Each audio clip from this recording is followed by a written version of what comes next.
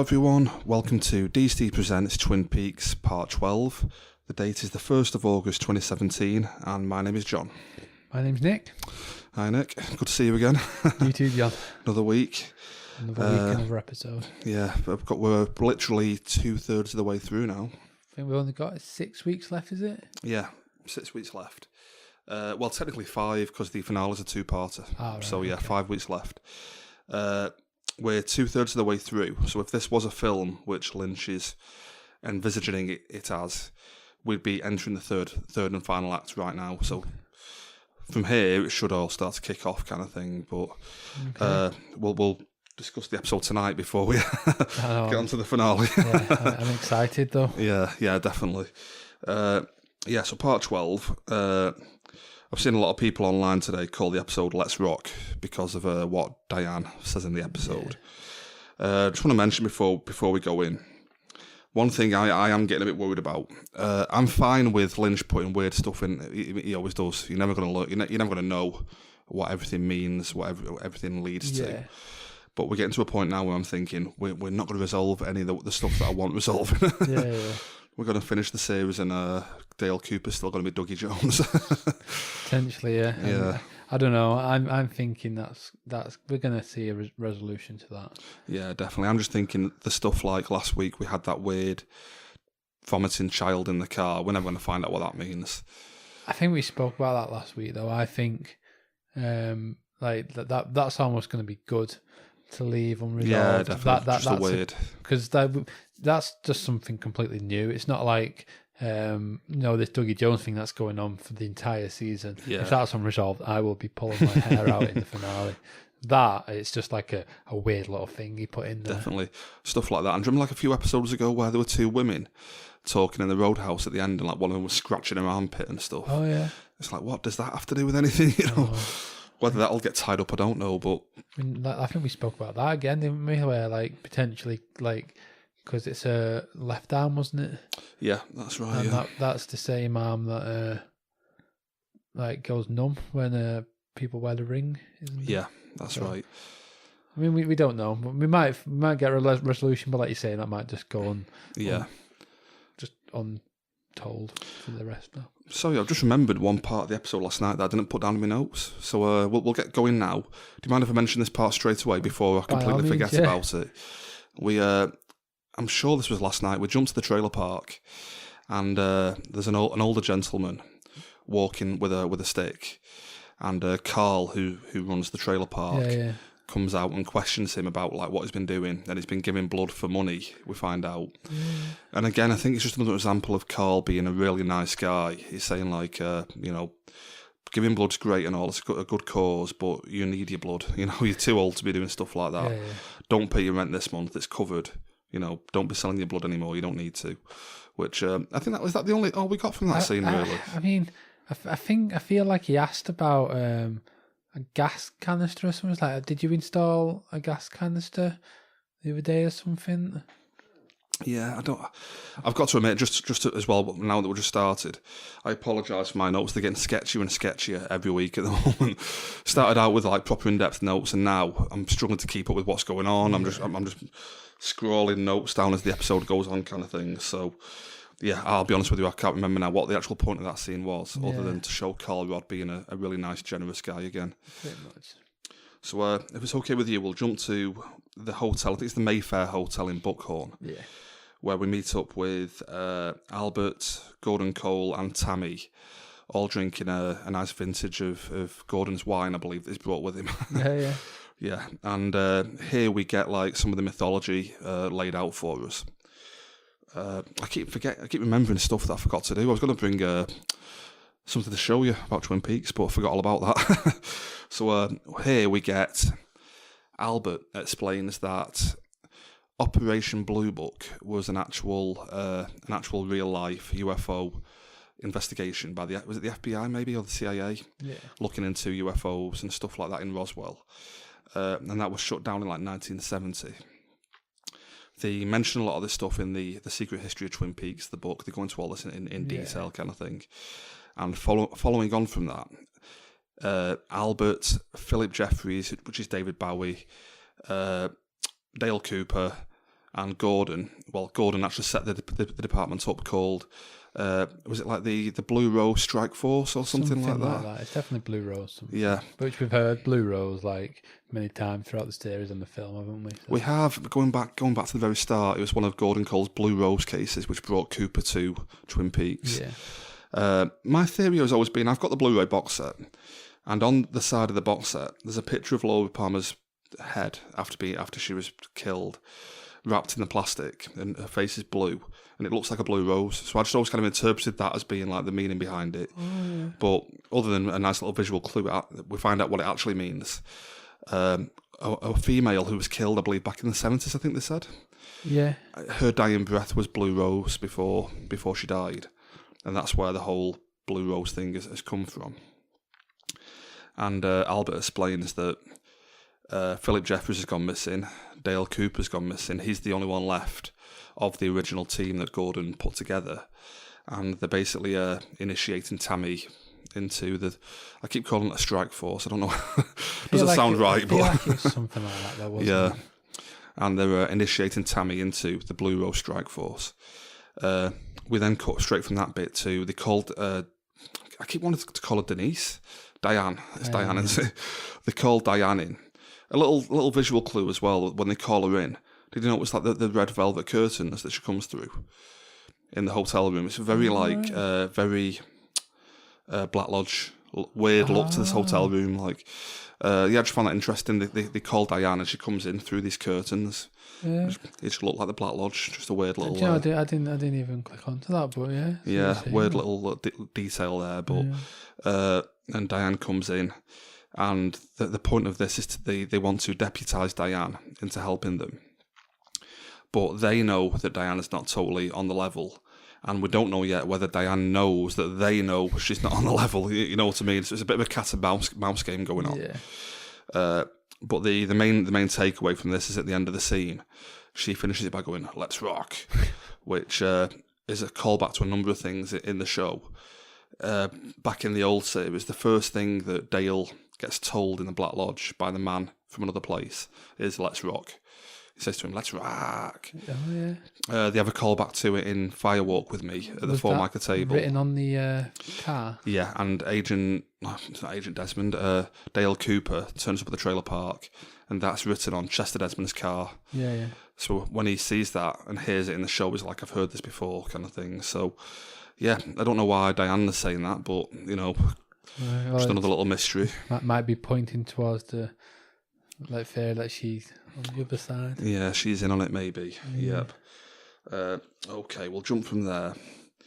The next thing with Diane is she's in the bar drinking on her own, and she gets a text which we know is from Evil Cooper, and I think it just says Vegas ? Is that what you said before? Vegas ? Vegas ? And she replies saying they haven't asked yet. That's it, yeah. Which puts them in a funny position now, because in the next scene, we'll deal with the scene first, because Albert turns up at Gordon Cole's hotel room. Gordon lets him in, and Gordon's with like a young French woman. Yeah. And Albert asks if she can leave. Gordon asks her to leave. And we then get like about a 20-minute scene of watching her put her shoes on, collect her bag up, she checks her lipstick, checks her makeup, and then finally decides to leave. I love that scene as well. Yeah. It was quite drawn out, but I was enjoying it. I loved it. I mean, this is Lynch at his best. I just get the feeling sometimes with Lynch, this is just something he likes to watch. He just loves women, you know what I mean? Like, it's just something, it's just like, you know, everything he likes, it's just pour out on screen kind of thing, basically. Yeah, and I feel like it's the kind of thing as well, because he's playing Gordon Cole. You could watch the scene. I mean, I think Albert kind of gives him this look as if to say, like, you're a bit of a creeper, you know, like, with this young woman. But he's just like, I don't care, you know, I like women. You know, that's the impression I get from it, kind of thing. Fair enough, isn't it? Yeah, I think he's got to the age now where he's like, well, I mean, he's always been like this, I suppose. He just doesn't care, just puts anything he likes in his films, kind of thing. Yeah. They finally get rid of her.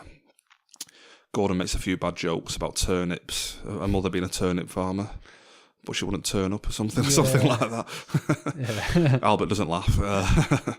And he also mentions that there's 6,000 languages in the world, which is randomly. Yeah. But the whole point of the scene is Albert finally gets to the point and mentions that they've had another text on Diana's phone mentioning about Vegas. So they're in the weird position now of knowing they have to ask about Vegas without letting on that she knows that she's wondering when they're going to ask about Vegas. You know, it's a weird like catch-22 kind of thing. True, yeah. So they know they need to go to Vegas and find out what's going on in Vegas, but they don't know how to let Diane know that they know they need to go to Vegas. But, like, are they supposed to know to ask about Vegas? I don't think so. Not at this point. So why would she say they haven't asked yet? As if like, yeah, I don't know. I guess we'll probably find out, won't we? Another mystery. I feel like this is one of the episodes that you think that the show might be starting to wrap things up, but it raises more questions than it answers. This one. This episode definitely one of them episodes. Yeah. Definitely. Okay. So we tie things up there in Buckhorn, I believe. Before we do that, we'll cut to, I believe they're called the Hutchins, this couple played by Tim Roth and Jennifer Jason Leigh. They both are staking out the home of the warden from a few episodes ago. They've been told to kill him. Yeah. I believe originally they were going to like plan to kill and torture him, torture and kill him kind of thing and enjoy it. But during the scene, Jennifer Jason Leigh's constantly mentioning that she's really hungry. They want to go to like a fast food joint or something. So they're like, okay, we'll just wrap it up. We'll just shoot him. just cut it short. And Tim Roth shoots him twice in the back. He goes down. The kid runs out in tears. And they drive off to get some fast food, presumably. What did Tim Roth say before? I was like, all right, next stop. Yeah, next stop Wendy's or something. Yeah. That was quite good. He just shoots him and then like it's as if like it's just a normal thing to do. Just like closes the hatch, like, all right, next stop Wendy's. It's like everyday thing to I him. loved it. So they're heading off to get some food. We then get one scene in Vegas this week. Nothing more with the Mitchum brothers this week I was a bit gutted about, but I know, yeah. We get a scene. If you mentioned that you get a shot of the red door, is that right? I'm pretty sure like you get a shot of the red door because I only remembered it before, but I was like, why did we get a shot of the red door? But then obviously you mentioned this next scene. Yeah, and it does a lot of establishing shots. I think it did it does it with a few houses in Twin Peaks later on as well. And we cut to the backyard, and it's Sonny Jim playing catch with Dougie Cooper. Well, trying to play catch with Dougie Cooper. Yeah. Dougie Cooper. I'm mixing the names up now. Dale Cooper. Dale Jones. Dale Jones. Yeah. And he just bounces the ball off him, basically. Throws the ball at him and it just... And that was the entire scene, wasn't it? Yeah, pretty much the whole point. One little thing I get with this is we've had a lot of, like, Dougie Cooper being a, like, weird father figure to Sonny Jim, even though he's not his real dad. And we get a few mentions of, like, father figures in this episode. Richard Horne later on met Richard Horne. Benjamin Horne later on mentions that Richard is the way he is because his dad wasn't around and stuff like that. And he harkens back to his dad, stuff like that. So there's a weird kind of like father figure motif going on with this, I think. But yeah, we go from Vegas to we're back in Twin Peaks then. We're with Sarah Palmer, Laura Palmer's mum, walking around a store buying a lot of booze. She gets all the booze racked up, goes to the checkout, and starts to have a bit of an episode at the kiosk. She's looking funny at the beef and turkey jerky. Yeah. And she wants to know when I think it's the turkey jerky, maybe when the turkey jerky turned up. Yeah, she seemed awfully confused about it. It's like, what's that? That kind of thing. It's like, it's turkey jerky. Like, yeah. Well, when did it get here? She was like, "Were you here when it got here?" Yeah. It's really weird. But she goes on to say that one part she mentions was bad things have happened to her, and that men are coming. Yeah. Which I'm presuming is the woodsman. So that's what I took from it. Yeah. That the woodsmen are coming, like. Which I'm some like weird visions again or something like that. And she leaves without her shopping. And I think one of the lads says, "I know where she lives. I can drop it off," or something like that. And we then have a scene where Hawk visits the home, and it's the old house from the TV show. Yeah. And the movie. And the movie, yeah. and we get a shot of the ceiling fan rotating. Yeah.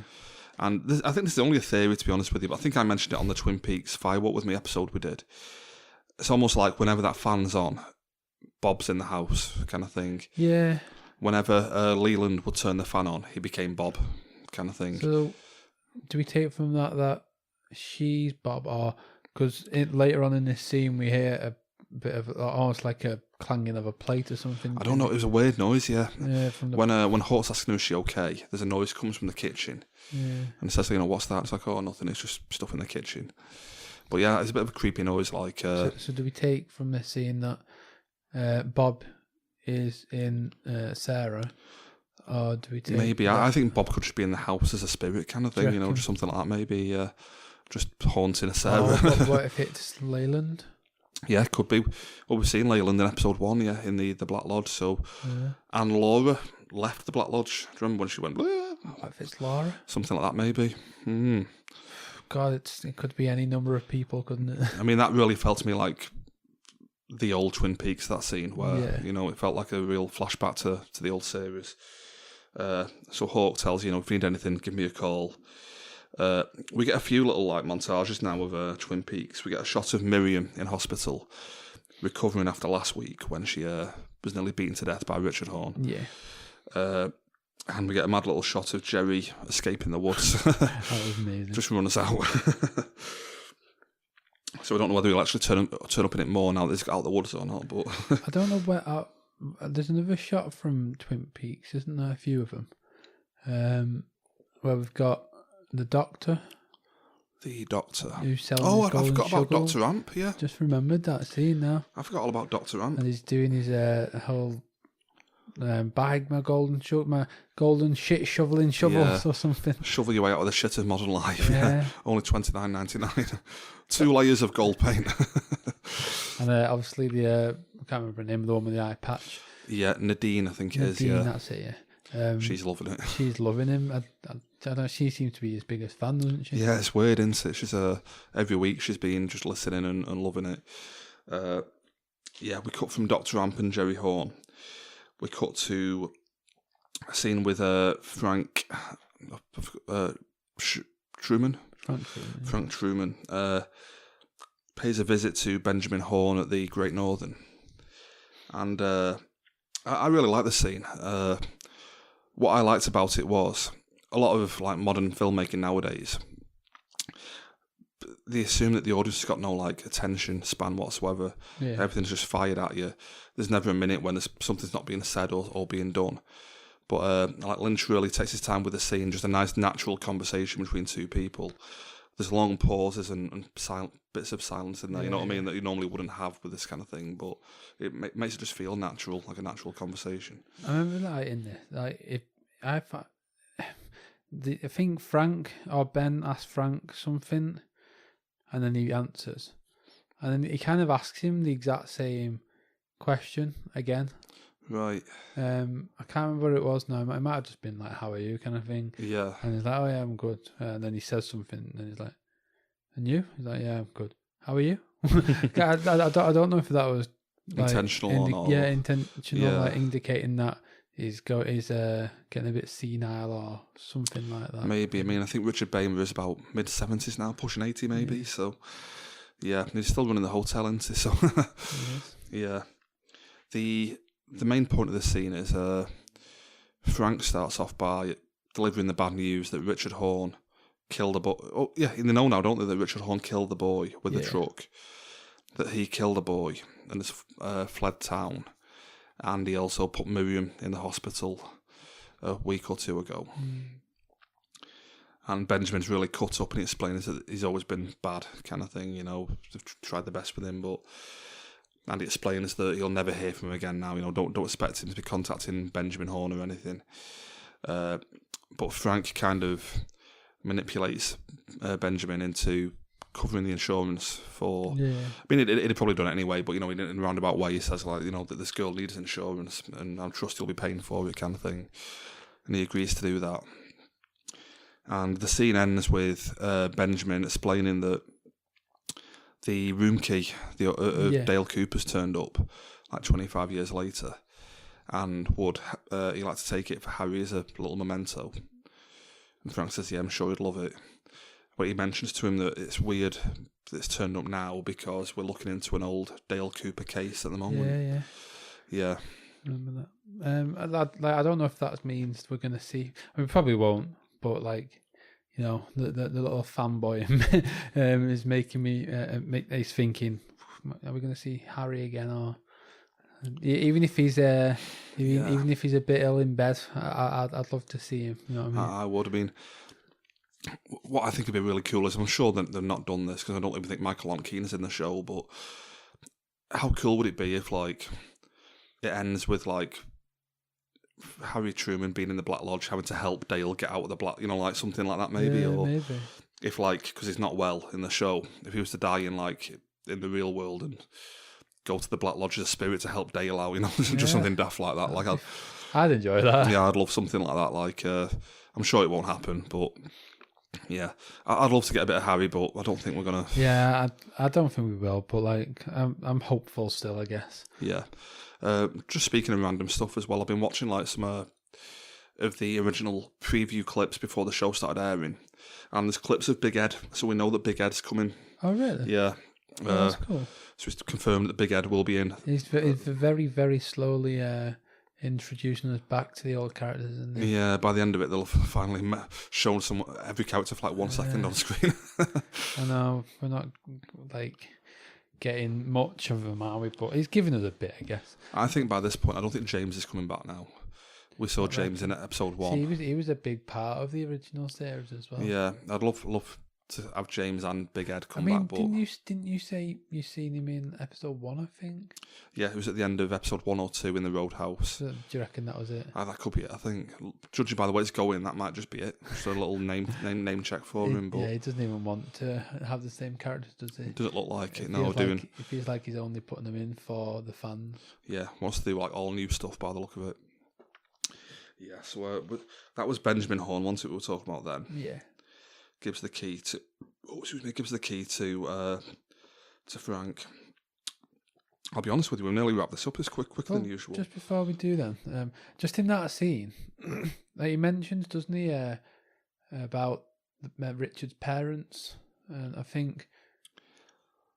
Does he? Yeah. Yeah, I think Frank asked about his parents, about maybe contacting them or something, and I think Ben's going, yeah, don't. That's never going to happen, kind of thing. And we're assuming at this point, aren't we, that Richard's parent, that Richard's mum at least is Audrey. Yeah, we're assuming that, and there was no father. It says, which could tie into the evil Dale being the father. Yeah. You know, if he's never been around, kind of thing. So, one final point is there's a nice little bit where Ben mentions that he was thinking about being a kid and having a bike bought for him by his dad, because he was telling Frank he never had a father to show him, you know, how to be a man, that kind of thing. And he mentions about a bike that his dad bought him, and like he was still reminiscing about it, going, a green Schwinn bike or something. I used to love that bike, the bike that my dad bought me.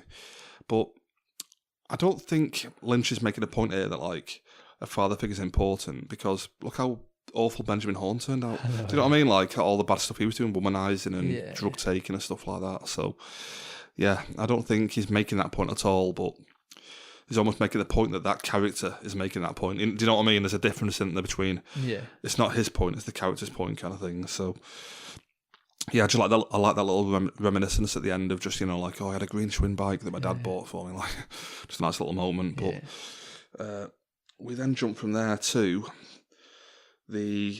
what everyone has been waiting for, me included, I'm sure you included. Wasn't quite what we were imagining. No. We finally get to meet Sherilyn Fenn again, playing Audrey Horne. I mean, I think she still looks okay. She's in her 50s now, I think. I mean, you can tell she's like, what was she? Was she in her 20s or something? Yeah, early 20s, I think, in the first Twin Peaks. The first series, so like you can tell it's been 25 years. Yeah, definitely. She's definitely like looks about 50. Yeah. But like you say, she still doesn't look that bad. She looks quite good, to be fair. Yeah. We get a scene of her in like this weird kind of office with her husband Charlie. Yeah, they're like rich from I don't know if it's the angle or not, but he looked to be a man of short stature. Yeah. Yep. We've already seen the man from another place, and Ike the Spike Statler. So I think Lynch just likes different looking people. You know what I mean? Just diversity kind of thing. How to talk about this, I just don't know at all. Audrey is telling Charlie that she's disappointed in him as a husband. She's in love with a guy called Billy. Yeah. And she mentioned something about Chuck being some certifiable guy. There's a woman called Tina thrown in there as well in the mix. I think Tina told Audrey that Chuck told something like Chuck told her that Tina was the last person to see Billy or something like that. Yeah, that's right, yeah. Tina said that Chuck was the last person to see Billy. Did Chuck steal Billy's truck? I think so, yeah. But like the only, unless it's a completely different thing altogether, the only thing we've seen in the series so far of someone stealing the truck is obviously Richard. Unless yeah, that's it. So maybe if Chuck's like some weird pet name for Richard, could be middle name Charles or something, maybe. Yeah, something like that, maybe. Oh yeah, might have taken that guy's middle name. But you mentioned the truck was stolen from a guy called Billy. We've seen a guy in other episodes where Andy was talking to him about a truck being stolen. Yeah. So whether that's the same truck or not, we don't know. Yeah. Is that the truck that was used to kill the little boy by Richard? Maybe. Because in that scene a few episodes ago, that farmer, he seemed almost scared, didn't he, when Andy came to the door, and he was like, "Oh, yeah, fine, just go now. Get out of here you quick, need to go," kind of thing. So he seemed a bit worried. Could that be Chuck? Could that be Billy? Like, we know Richard's a bit of a loose cannon, so it might make sense that he wouldn't want police sniffing around. So it might have been about him, but I'm not sure. It's also weird that Audrey mentioned she's in love with Billy. And if Billy is one of these farmers, I wouldn't have thought they were exactly Audrey's type, you know what I mean? Especially when, like, Dale was her type. Yeah. It's like the complete polar opposite, isn't it? Very weird. And just one bit with this scene as well. I got the feeling that Charlie was almost manipulating Audrey. Yeah. Because Audrey starts off going, "We've got to go and find Billy, get your coat, we're going to the roadhouse now, we're going to go and find Billy." And Charlie kind of turns it round to, "Well, Tina said this." And like it makes her forget about going to look for Billy. Yeah, she's like, "Well, what did Tina say?" It's like, should I call Tina right now? I can call her right now. And she's like, oh, maybe you could call Tina. You know what I mean? She completely takes her off on what she was trying to do, kind of thing. And eventually he phones Tina, and any information he gets from her, he won't tell her what it is, which is really frustrating. Yeah. So I think that's pretty much the scene in a nutshell. Audrey loves Billy, having an affair with a guy called Billy. Chuck stole a truck belonging to Billy, according to Tina. And so they phoned Tina and got some information that he wouldn't tell to Audrey. Yeah, it was very weird scene. Yeah. But it just seemed to me like it was just a reintroduction to Audrey. And like you said before, not the one everyone was hoping for. But definitely. But she's finally back at least. Can I mention one theory that I've seen online today about this? I'm not saying this is true, but it's just an interesting little theory. People have said that Audrey clearly has had issues. She was involved in that explosion. She was in a coma for a long time. People have been speculating, is this like a therapy session almost? Where she's just losing her marbles kind of thing, and like Charlie is like a therapist trying to get her back on track or something like that. You know? Because it seemed like, because they've referred to him as a husband. Yeah. But it was almost like it was an arrangement rather than like a marriage. Did they mention something like being contractual or something like that? Like there's a contract, yeah. Mm. So I don't know what that's about. Yeah. Maybe he agreed to marry her so he can stay at home with her and be a therapist to her full time. Yeah. Who knows? Because he had a lot of paperwork. And it was a weird kind of booky looking office, you know, like with books on the walls and stuff. So maybe if he is a therapist or something, maybe could be something like kind of like weird role play to snap her out of something like Shutter Island or something like that. Maybe. But yeah, I mean, I'm glad to see Audrey back, but it's not exactly what I was imagining when Oh no, I know. I wasn't imagining that myself. I was thinking it was going to be quite different, to be fair. But I thought she'd be like some kind of like heroine who'd come in to like save Dale Cooper or something. It was clearly not that, is it? So yeah, we'll leave Audrey Horne there for now. We'll jump to back to Diane. She's inputting the coordinates from the arm that they found belonging to Ruth Davenport, I think it was. Oh yeah. In the last episode, there's coordinates on the arm of the body. Yeah, she seemed to remember all the numbers from memory, didn't she? Yeah. So, I don't know, did she have a photo of it or something? I thought she was looking at something, but was she just thinking about flashback, it? Flashbacks, yeah. To seeing the image. Yeah. And she puts the coordinates in, and it's Twin Peaks that it's pointing to, indicating that something from beyond, like the Black Lodge dimension, whatever it is heading to Twin Peaks, basically. They've got the coordinates on the arm. Something's heading there. Yeah. Well, that's something, actually. We saw Frank Truman in this episode, but wasn't he, Hawk, and Bobby meant to be going on a trip by now? to the mountains? We've kind of forgot about that. Have we seen both Frank and Hawk? And Hawk, yeah. Oh. So a bit of weird like time play there. I mean, I was thinking this, like, obviously he shot it all in one massive block, and he just had to cut it up and put it together as he wants to. But stuff like that, to me, doesn't totally fit together, you know what I mean? Yeah. Almost as if he shot it with that intended to go before them finding all the stuff to the mountain, but he's flipped it round in editing, and now it doesn't totally line up. Do you know what I mean? I mean, I might be giving him far too much credit, but I feel like he does everything for a bit of a reason. You think so? Yeah, like I say, I might be giving him far too much credit than he's due, but I feel like he's got a reason for everything, kind of thing. Just some of these episodes to me feel a bit like, if you get an episode where not much happens, it's almost as if like he's had to move stuff around to balance out what happened as an episode, that kind of thing maybe. But yeah, Diane finds out that something is headed towards Twin Peaks. And I think that's really the main finale, to be honest. We then jump to the Roadhouse. We do, yeah. We get a weird scene with two random women talking. But one of them mentions Billy. Yeah. We just checked that out a minute ago. Somebody mentions Billy. I feel like they were talking about some woman who's in love with someone. Billy doesn't like her. Yeah. I don't know. This messed with my head just as much as the other scene did. Whoever the woman was, she's off her meds, which could, is it Audrey? See, that's what I thought. Maybe that fairy you were just on about, that could indicate she's got issues, kind of thing. Yeah. And while they're discussing this, a guy called Trick runs in and explains he was just run off the road by someone. Yeah. Saw a couple of headlights coming towards him and jumped into the verge. And he needs to have a beer to calm his nerves. I wonder who that is. Do you know who ran him off? I mean, it could have been Evil Dale. Could have been Richard. Yeah. Yeah. Maybe we'll never know. Yeah, maybe. But could be another random scene. But yeah, we pretty much finished there. And then we cut to the chromatics again on the stage, I believe it is. And they play us out. Yeah. So another really weird episode. Very weird, yeah. Yeah. How would you rate the episode? I mean, I feel like I've gone higher than this before, but I'm taking it to a 4 out of 5. Yeah. Yeah, it weren't my favouriteest episode. God, is that even a word? Favouriteest? Favouriteest. It wasn't my favourite episode of the season by a long shot, but I enjoyed seeing Audrey back for whatever that scene was worth.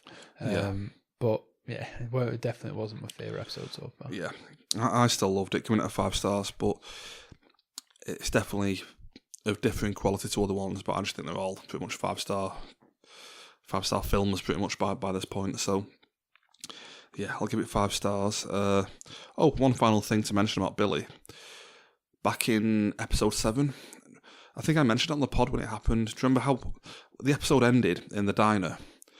And some guy pops his head in the door and goes, "Hey, have you seen Billy?" And then just runs off. Oh. So, I don't know what that's in relation to, but whether that even ties in with this, I don't know. But I mean, I'm guessing if we're hearing the name Billy, they've got to... Maybe this is something for the finale, this Billy guy. Maybe pointing towards that, like... maybe if it's that thing that came out of the glass box in New York in part 1, something like that maybe. Who's the kid sat in front of the glass box? He got killed though straight away, didn't he? But that definitely wouldn't be who Billy is, would it? Maybe you can go back and have a look, but yeah, possibly. Almost maybe. I think it was called Red. Balthazar Getty, I think he's called, the actor. The one who was having an affair with Shelley. Yeah. I'm even wondering, is it his actual name Billy, and he's having an affair with Shelley and Audrey at the same time, Maybe. Because they always kind of not so much fought over men, but they were two of the angels of Twin Peaks back in the old show kind of thing. So yeah, don't know. I'm sure we'll find out a lot of this. You can't not answer some of this stuff. So I mean, yeah, I'm hoping so. Anyway, yeah, we'll see. So I think we're pretty much wrapped up. If you're okay with that, I'll cover the social media. You can catch me at Taylor1980 on Twitter. I can be found at DSTE Nick. What's the main show Twitter again? That's at DSTE Podcast. So don't spoil the ending, DSTE. Yeah. Podcast. Yeah, our main pod, Don't Spoil the Ending. We're a spin-off show from that.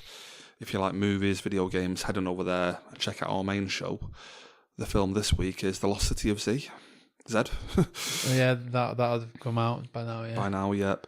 And just one final thing, the Facebook page we've got as well. We've got a Facebook page, which is facebook.com/DSTE podcast. Yeah. So head on over there, like the page if you can, give us a 5-star review.